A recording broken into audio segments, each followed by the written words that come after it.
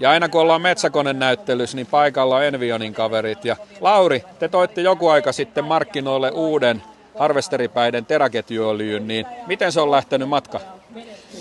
Se on lähtenyt yllättävän hyvin, että sitä ei kovin kauan ole myyty, mutta siinä on pitkästi yli 100 urakoitsijaa on ostanut sitä ja ne on tyytyväisiä. Pääsee puolet vähemmällä litkulla, mitä käyttäisi öljyä. Eli kyseessä on täysin ympäristöystävällinen teräketjuöljy, missä on sitten paljon muitakin etuja. No, tämä on vesiliukoinen biohajoava tuote. Ja vaikka se niin hullulta kuulostakin, että vedellä ruvetaan tai vesiliukoisella tavaralla voitellen teräketjua, niin kyllä se vaan toimii hyvin. Ja sitten siinä on varmaan se, että se ei varmaan kovin sottaa ja lähtee pesemällä pois. Se lähtee tosi hyvin pesemällä pois ja ei tarvitse ikkunoita pestä koneesta niin paljon. Ja monet sanoo, että ei tarvitse jäähyttäjiä puhallella niin usein. Ja Envioni tunnetaan tosiaan tietenkin pölliväreistä. Ja teillä on Kouvolas joku aika sitten, niin tuli ihan uusi tuotanto. Kyllä, sillä on nyt hyvät tilat tehdä. Eli merkintävärejä lähtee maailmalle. Ja kuinka tämä uusi teräketjuöljy, niin onko sekin sitten Kouvolassa tuotetaan valmiiksi myyntipakkauksiin? Joo, näin me tehdään ja sitä pakataan 10 kannuihin ja tynnyreihin ja tonnin kontteihin siellä. Ja teidän merkintävärejä saa ostaa, niin tietenkin Envionilta sitten teillä on jälleenmyyjänä johtavat konevalmistajat myy teidän tekemiä tuotteita myymälöissään, mutta kuinka tämä teräketjuöljy, niin mistä sitä löytää? No sitä saa tällä hetkellä meiltä. Netin kautta tilaamalla on ehkä helpoin tai soittamalla. Ja meillä ei vielä ole kovin monta jälleenmyyjää siinä, että me on ajateltu itse sillä lailla, että se on parempi tämmöinen vuosi ainakin mennä sillä, että myydään itse se. Ja jos reklamaatioita tulee, niin pystytään notkeammin hoitamaan ne.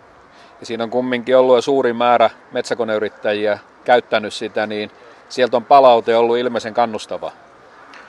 No kyllä tuossa eilenkin soitti yksi urakoitsija, no TR-koneita ja minä kyselin, että no miten se on toiminut. Niin sanoi, että hän piti humpuukina alkuun tätä juttua, että ja se voi vesiliukoinen tavara voi olla mitään, mutta kyllä on käsitys muuttunut ja se sanoo näin, että 10 litraa meni ennen teräketjuöljyä 12 tunnin vuorossa. Ja nyt samassa ajassa, kun on vaihdettu pienempi pumppu sinne kouraan, niin menee 3,5 litraa ja laipat kestää paremmin mitä öljyllä.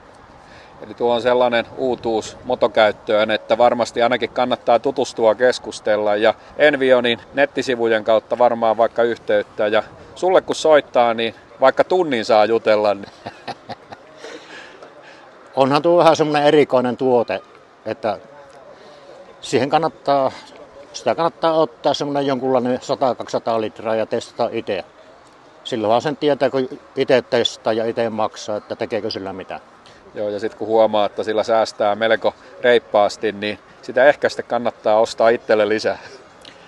Kyllä, ja kyllähän tässä niin lähtöajatuksena oli semmoinen, että urakoitsille täytyy säästöjä saada aikaiseksi. Että tämä on yksi semmoinen, millä saa säästöjä. Me voitaisiin katsoa tässä loppusyksyn aikana, otetaan joku teidän asiakas, joka on sitä pitemmän aikaa käyttänyt, niin me käydään jossain päin Suomeen, niin tekee vähän videohaastattelua Metsällä ammattilehteen juttua, niin otetaan sieltä asiakaspalautetta seuraavaksi. Kyllä, sehän on kaikista paras. Kiitos Lauri. Kiitos.